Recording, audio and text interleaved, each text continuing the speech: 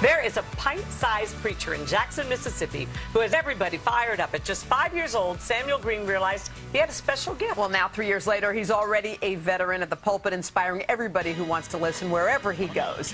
Take a look. He had nothing. He lost his land, he lost his animals, he lost his sons and daughters.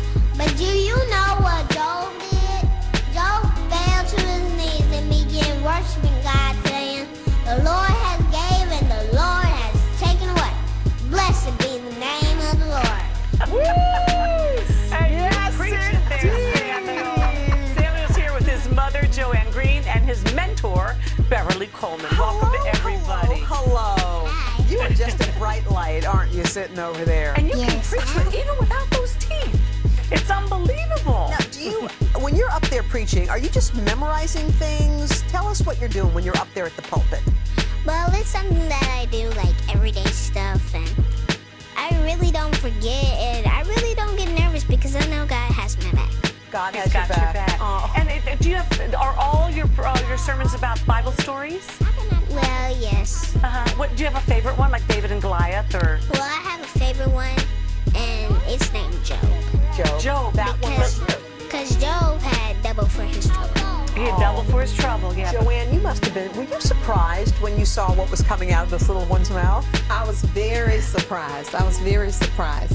I was amazed. My husband and I, we was amazed just to see Samuel get up and preach without any notes or anything. And you took him to church, obviously, but Yes. when did you realize he had the gift? How young was he? Well, I realized he had the gift when he was invited to speak at a church in Birmingham, Alabama. And he stepped up and he preached without any notes. And it Was was it just about so Job? amazing.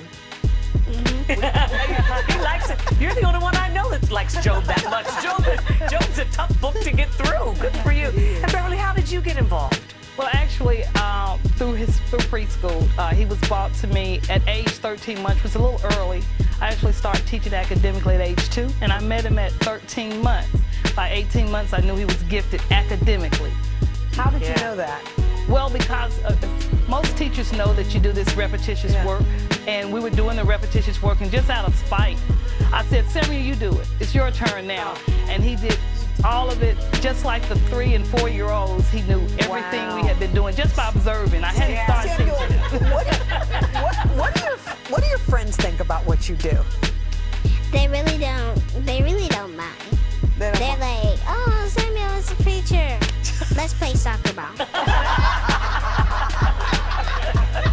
So you're well-rounded, right? You're an average kid, and when you're not preaching.